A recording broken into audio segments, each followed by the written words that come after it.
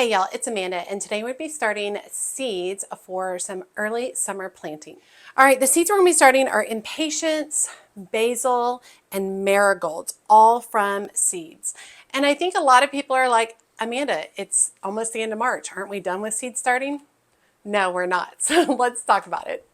You might think by March you're already behind on seed starting, but that's not always true. These are three plants that I intentionally wait to start because they actually prefer the heat outside.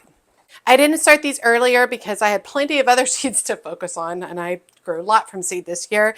And these do better when they're timed for late spring and summer. And I've been doing seed starting for quite a long time. I start a lot of things from my garden from seed. It saves me a ton of money, but I also enjoy the process. And one thing that I've learned over time is that while the seed packets might say start 6 to 8 weeks prior to last frost, that's because they think that you're going to plant it out immediately after your last frost. But not all plants need to be planted out immediately after your last frost.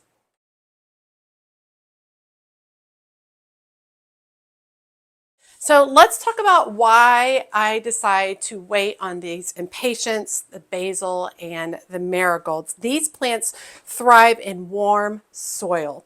They dislike cold nights. Really anything below 50 degrees they don't like. They grow quickly once it's warm outside, and they do not benefit from a long indoor grow time. They don't actually do really great indoors for a long amount of time. You just want to get them started, and then you want to get them outside growing. These are not early spring plants. This marigolds, the impatiens, these basils, these are not early spring plants. These are heat-loving summer performers. And that's the real distinction you're looking for when deciding what seeds to start when.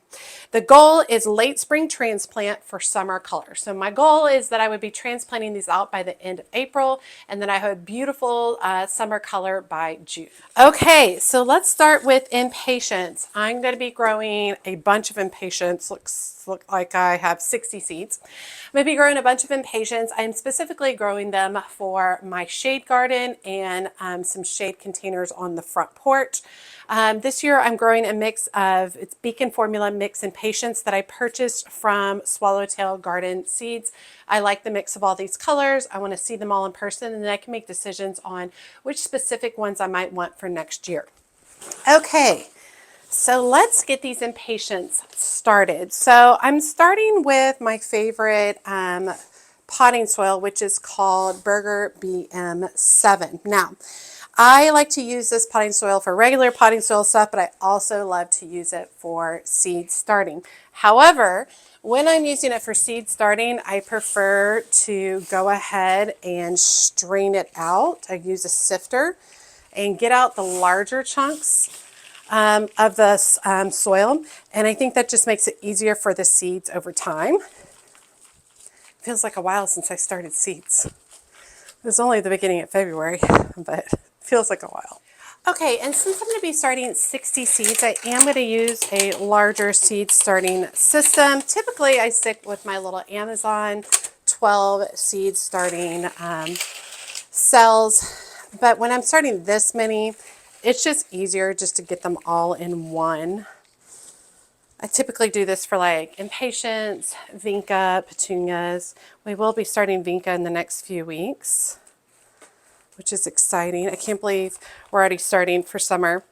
I think that's one of the things that a lot of people with seed starting forget is that, you know, you go through all your spring seed starting, and then truthfully, once you hit spring, you got to go ahead and start for your summer seed starting so it's ready for summer.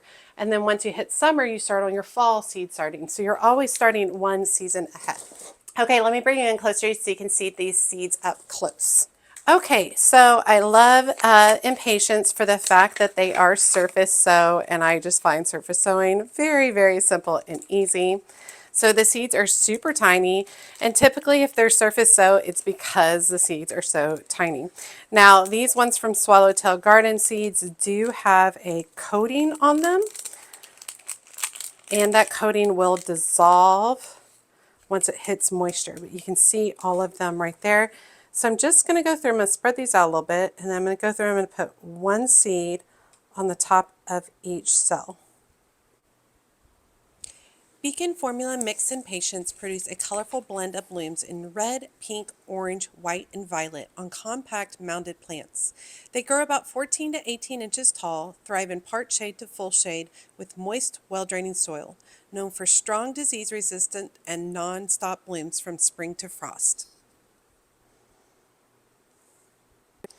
All right, and then I'm going to very carefully go ahead and press down on these, just making sure the seed has good contact. Now, you might have noticed I started with dry soil. This is a method that I like to do. I start with dry soil, and then I add water to the container or the water reservoir it goes in, and let it soak up from there. And it allows me to do things like this. Like if my soil was already moist, it would be really hard to go in and make sure that the seed had really good contact with the soil because everything would be sticking to my finger. And with dry soil, it does not. All right, so next thing I'm going to do is take my water reservoir. I'll go ahead and put one of them in here, and then I'm going to fill this up with water.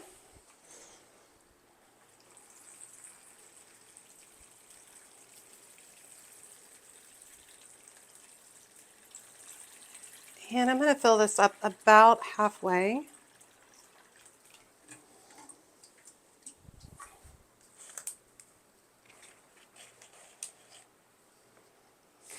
Okay, and I've gone ahead and labeled it with what I'm putting in here, today's date and the number of days to germination. I like to do the number of days to germination because it just truthfully just makes my life so much easier. So I don't have to look it up. It's all right there in the container ready to go. Okay, and before I close it up, I am going to come across with a light mist just so that that coating can go ahead and start working off. To be careful with this, I don't actually blow away the seeds. And this just allows a little bit of moisture to come in contact with the seed right off the bat and allows that coating to start working its way off. I'm going to put my lid on, and I am going to add a couple of pieces to tape. These Jiffy lids are not real good quality, so I find that they're a little bit harder to keep secure.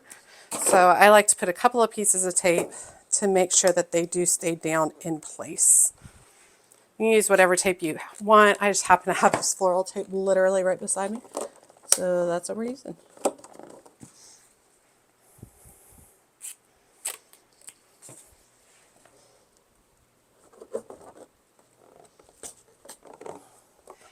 Now these do require light for germination, so I'm going to go ahead and put them directly underneath my grow lights, making sure that my grow light is on. And this grow light is on 15 to 16 hours a day. That's how much time you're going to need of light to be able to get these to germinate. It's shocking how easy that is, right? Okay, a little bit more information about impatiens from seed. They need to be kept at about 70 to 75 degrees in order to germinate. This area in this corner is warmer than the rest of my house. Typically my house is about 68 to 72 degrees, and this area is going to be a little bit warmer, so it's right in the correct range for it. These take about 10 to 20 days to germinate, so they can take a while to germinate. Really depends a lot on the temperature. They are surface sow, and light is required. The light needs to be on 14 to 16 hours per day. Impatiens are slow starters, but once they get going in warm weather, they fill in beautifully. And these are my really goal with these is that I'm hoping that I don't even have to pot these up. I'm hoping I get these started, and then I take these little seedlings and I put them on all the places they want, which would be absolutely lovely. And just a quick reminder, once they sprout, you remove the lid at that point and you have them as close to the light as you possibly can. Okay, let's go ahead and start with basil from seed. So I have a lot of basil that reseeds itself yearly in my garden. So the things I'm starting today are going in different areas of my garden or being shared with a friend. The two varieties I'm going to be starting today are Siam Queen basil and cinnamon basil. Both of these are from M.I. Gardner, and these are older. So this one's 2024, this one's 2024. So I am going to be overseeding today since these are older seeds. Okay, so we're going to be working with my Amazon seed starting trays because I don't need to start 60 of these. So I'm just going to come through the soil, use a couple of fingers to push it down, come across the top very simply like that. All right, let me bring y'all in closer so you can see these basil seeds. Okay, so we're going to be starting two varieties. The first one being cinnamon basil. And like I said, these seeds are a couple of years old, so we are going to be overseeding these. So I'm just going to come through. And hey, if for some reason I have massive, amazing results, I can prick out some of these and put them in their own containers and still get the benefit of all these plants. Now, I don't actually need all of these for my garden because like I said, mine have reseeded from last year, but I'll have a few of these in a few places and then share them with my friend Kristen. We are going to just very lightly cover these, not much at all. Cinnamon basil has green leaves with purple stems and a warm cinnamon clove flavor.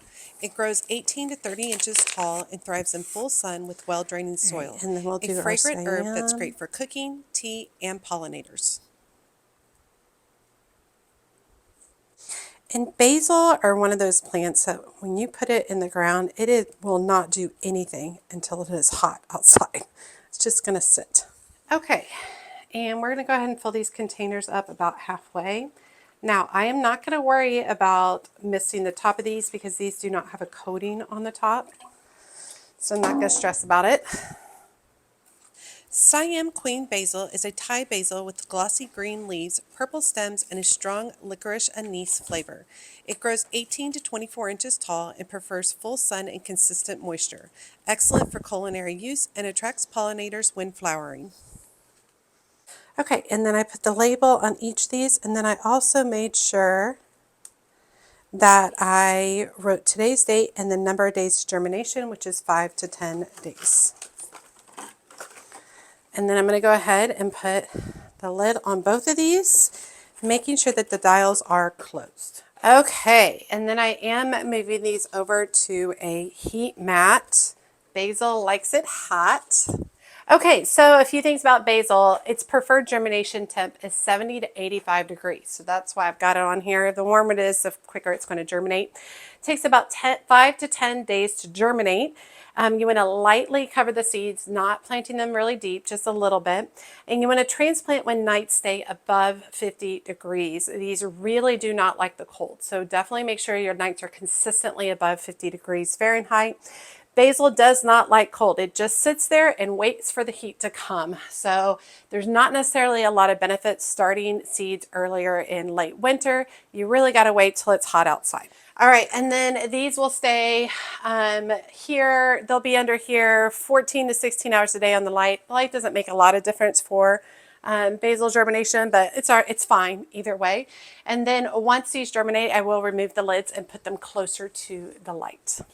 Okay, let's talk marigolds. Now, specifically the marigolds that I'm starting today are 4-cut flowers. I'm going to be starting some more marigolds later on in a week or so, but those are a different type of marigolds that I'm creating for bedding plants for my summer garden.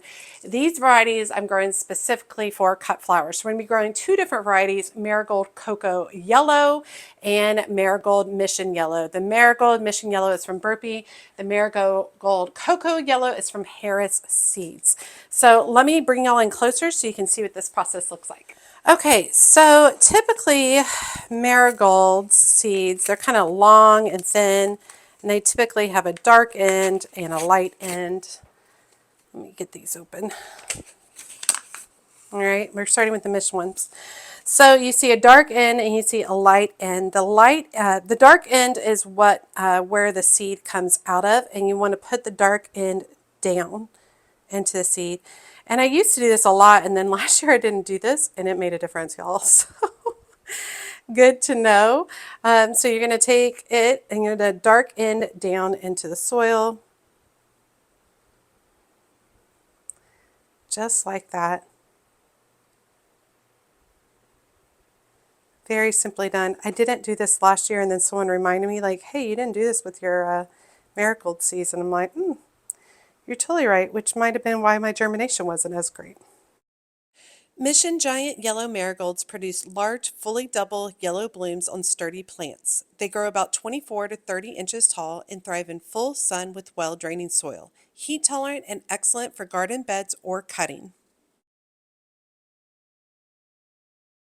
And you can think of like if marigolds, once the flowers release their seeds and they're blowing through the wind, the pointy part would get stuck.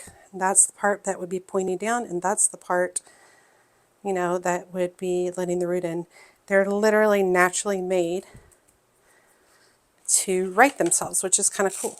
Oh no. I just put all of the Mission Giant Marigold into the cocoa. No! Okay, well, oops. Note to self. Okay, well, we'll just go for it, see what happens. Cocoa yellow marigolds are tall African marigolds, not compact bedding types. They grow about 24 to 36 inches tall on strong stems and produce fully double yellow blooms that work especially well for cut flowers and garden beds. All right, well, who knows what I get. All right, and once again, I've gone ahead and I've labeled them with the name, today's date, and the number of days to germination. And once again, filling these halfway up. All right, and then putting the lid on, making sure the dial is closed. Okay, marigolds also like warm soil. They like to be at about 70 to 80 degrees. So I am going to try to work these on here. Okay, a little bit more about marigolds from seed. Their preferred germination temp is 70 to 80 degrees, so putting them on the heat mat is extremely helpful. I wonder if I can, might be safer this way. That makes me feel better. Okay, these germinate in about 5 to 10 days to germinate. They're planted about 1/4 inch deep, but if you really just stick it in the way I was telling you to stick it in, it will be fine. The dark end goes down. This is where the root comes out of. Marigolds grow very fast, so starting them too early just creates extra work, and they really prefer a little bit more of a humid environment, so inside isn't typically as humid as outside, at least for me. So they do better once they get outside.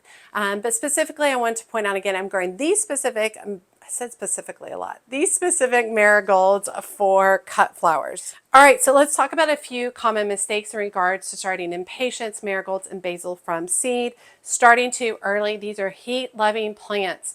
Even if you start them early and then you transplant them outside and it's cold outside, that doesn't mean they're necessarily going to grow.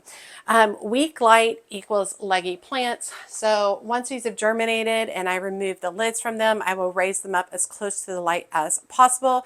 And they need minimum 14 to 16 hours of grow lights per day. Overwatering, none of these like to be overwatered. So when you're watering, make sure that the top of the soil is dry. Add a little bit of water, check on it after an hour or so, and remove any of the water that did not get sucked up. And another big common mistake is planting outside too soon. These prefer warmer temps, so make sure that your nights are consistently above 50 degrees.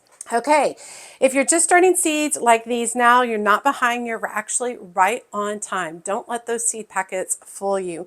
These are the plants that shine in the summer, and giving them the right timing makes all the difference for them. Okay, you all, I would love to know, are you starting any seeds right now, or are you waiting for warmer weather like I did on these? I would totally love to know what seeds you're planning for the summer. For the summer. All right, you all, thank you for joining me today. I hope you guys enjoyed today's video. And if you're like me and you want to continue on a gardening journey where we discuss all aspects of gardening, including seed starting, cut flowers, veggies, all of the things, be sure to check out my Patreon community. The link is in the video description below. If you decide to become a certified mad gardener, you get access to lives, exclusive videos only available to patrons, as well as group chats, photo sharing, and direct messaging to me for any questions that you might have. I write you all, as always, she's a mad gardener or a decorator or anything else that she wants to be. Thanks, y'all.